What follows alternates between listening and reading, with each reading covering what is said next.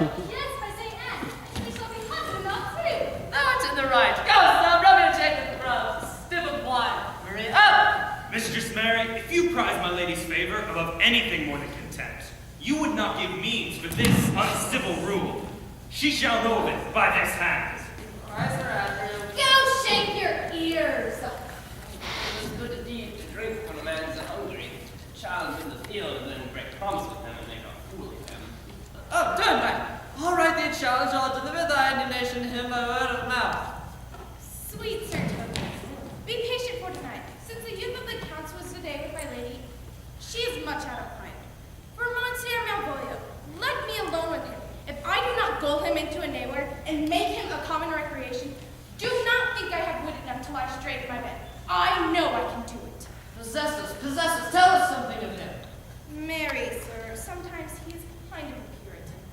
Why, if I thought that, I'd beat him like a dog. Why, for being a Puritan, thy exquisite reason to unite. I have no exquisite reason for it, but I have reason good enough.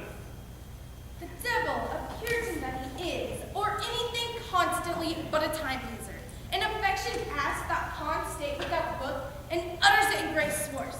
The best persuaded of himself, so crammed as he thinks with excellencies, that it is his grounds of faith that all that look on him love him.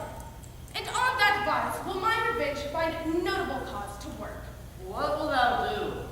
I will drop in his way some obscure epistles of love, wherein the color of his beard, the shape of his leg, the manner of his gaze, the expression of his eyes, forehead, and complexion.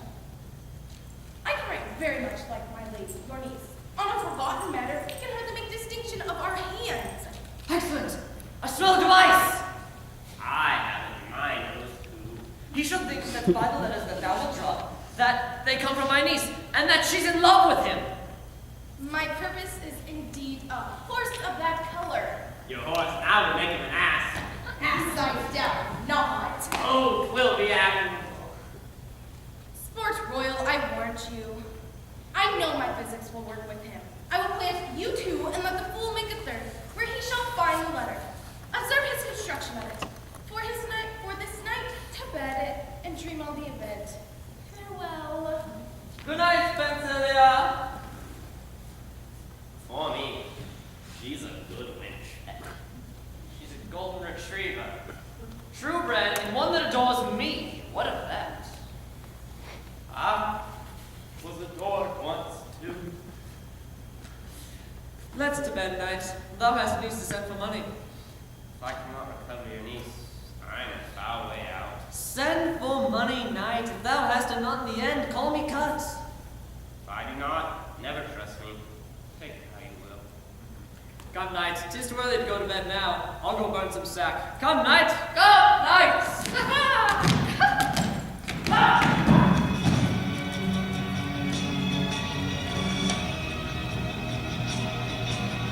Now, good morning, friends. Now, good to sorry.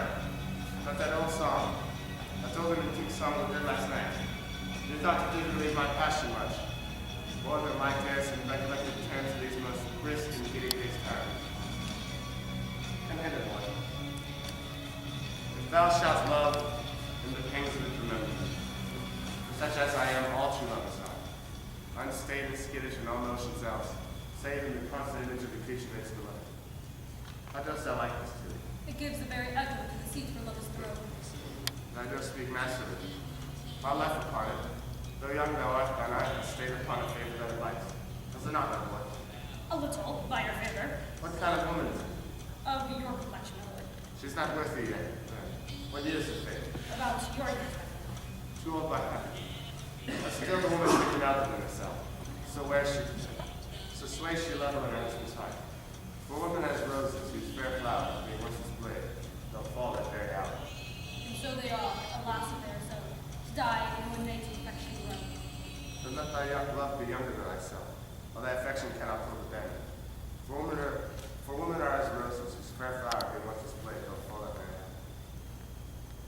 Let all the rest be played. Once more, Cesare, give thee to yon same sovereign cruelty.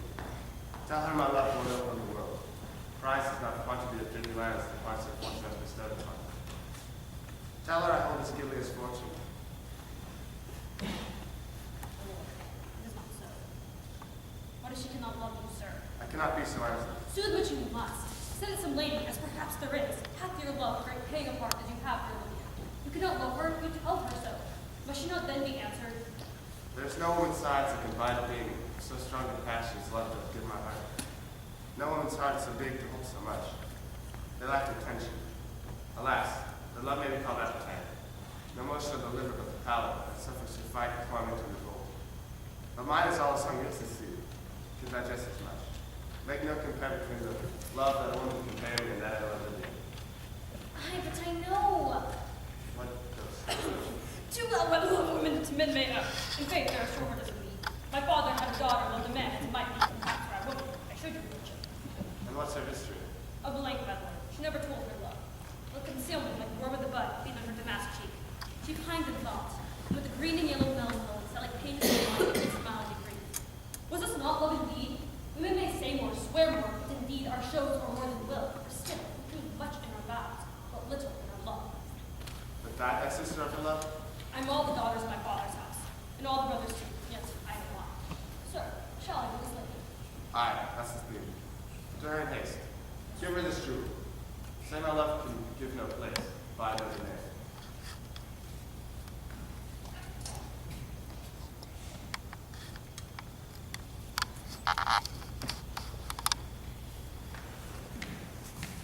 Come my way, Madame Fabio. Nay, I'll come. If I lose a scruple of this sport, let me be boiled to death with melancholy. Wouldst thou not have the rascally sheep-biter come by some notable shame? I would insult me. You know, he brought me out of favor with my lady about bear bacon here. To anger him, we'll have the bear again. We'll fool him black and blue, shall we not, Sir Andrew? And we do not any of our lives. Oh, here comes the little villain. How now, my messer of India? Get you all three into the box tree. What? That bully is coming down this walk. He has been yonder by the sun, practicing his behavior to his own shadow this half hour. Observe him, for the love of mockery, where I know this letter will make a contemplative idiot of him. For the love of God, hide! Fine. Oh, I now. Ah, what's so hard?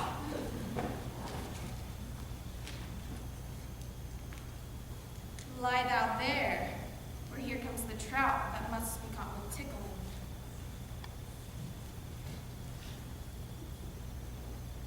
Yeah. 'Tis but fortune, all is fortune. Maria once told me she did affect me, and I have heard herself come thus near, that, should she favor, it would be one of my complexion. Besides, she uses me with a more exalted respect than anyone else that follows her. What should I think on it? He's an overweening rogue. No, peace. Contemplation is her eternity confident. How he checks under his advanced plumes. Sly act so beat rogue. To be Count Malvolio. Rogue! Pistol then, pistol. Peace. There is example for it. The Lady of Starchy married the yeoman of the wardrobe. Fire on him, Jezebel! Oh, peace. Now he's deep lived. Look how imagination blows him. Having been 3 months married to her, sitting in my estate, Oh, for a stone bow to hit him in the eye. calling my officers about me, in my branched velvet gown, having come from a daybed, where I have left Olivia sleeping, Fire and brimstone! Oh, peace. and then to have the humor of state, and after a demure travel of regard, telling them I know my place, as I would they should do theirs, to ask for my kinsman Toby. Bolts and shackles!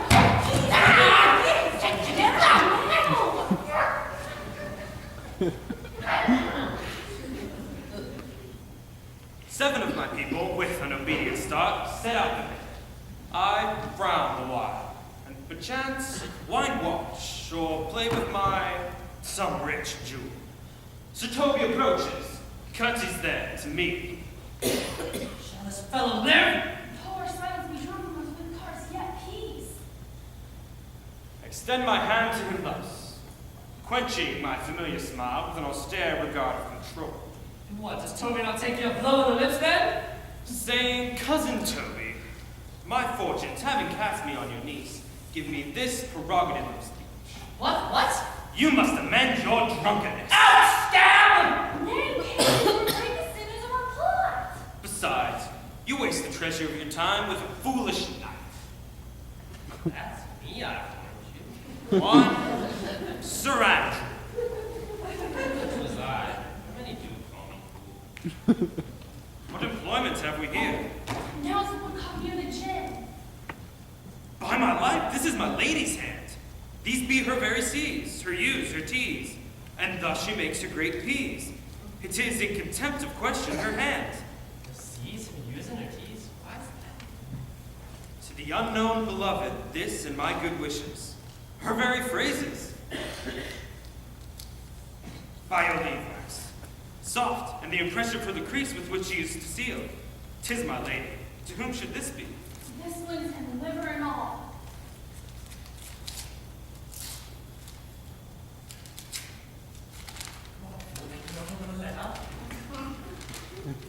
No knows I love, but who? Lips do not move, no man must know. No man must know. The numbers altered, no man must know. If this should be thee, Malvolio, Oh, Mary, hang me. I may command where I adore, but silence, like a creased knife, with bloodless stroke my heart doth gore. M-O-A-I doth sway my life. A fustian riddle. Excellent, whence say I. M-O-A-I doth sway my life? Nay, but first, let me see. Let me see. What dish of poison has she dressed him? And with what wings Daniel checks it? I may command where I adore. Why, she may command me. I do serve her, she is my lady. Why, this is evident in any formal capacity. There's no obstruction in this. And the end. What should this alphabetical position portend? If I can make that resemble something in me, softly, M-O-A-I. Well, make up that is now a cold set. Sourdough cried Conqueral's Toby as rank as fox. M. Malvolio. M. Why, that begins my name. Did not I say he would work it out? The curse excellent at faults. M. There's no consonancy in the sequel that suffers under probation. A should follow, but O does. And O shall end, I hope. I will cuddle and make him cry. I comes behind. I remind you, you might see more detraction at your heels than fortunes before you. M-O-A-I. This simulation is not as the former. And yet, to crush it a little, it would bow to me, for every one of these letters is in my name. Soft, here follows prose. If this fall into thy hand, revolve. In my stars I am above thee, but be not afraid of greatness. Some are born great, some achieve greatness, and some have greatness thrust upon them. Thy fates open their hands. Let thy blood and spirit embrace them, and to inure thyself to what thou art like to be, cast thy humble slow and appear fresh. Be opposite with the kinsman, surly with servants. Let thy tongue tang with arguments of state. Put thyself into the trick of singularity. She thus advises thee that sighs for thee. Remember who commended thy yellow stockings, and wished to see thee ever cross-gartered. I say, remember. Go to, thou art made, if thou desirest to be so. If not, let me see thee a steward still. And the fellow of servants, and not worthy to touch fortune's fingers? Farewell, she that would alter services with thee, the fortunate unhappy. Daylight and champagne discovers not more. This is open. I will be proud. I will read politic authors. I will baffle Sir Toby. I will wash off gross acquaintance. I will be punctivized the very man. I do not now fool myself to let imagination jade me, for every reason excites to this. My lady loves me. She did commend my yellow stockings of late. She did praise my leg being cross-gartered, and in this she manifests herself to my love. And with a kind of injunction, drives me to these habits of her liking. I thank my stars I am happy. I will be strange, stout, in yellow stockings and cross-gartered, even with the swiftness of putting on. Jove and my stars be praised. Here's yet a postscript. Thy Thou canst not choose but know who I am. If thou entertainest my love, let it appear in thy smiling, thy smiles will come thee well. Therefore, in my presence, still smile, dear my sweet, I prithee. Jove, I thank thee. I will smile. I will do everything thou wilt have me. I will not give my heart a sport to be paid pensions of thousands from the Sophie. I could marry the wench for this device. Oh, God.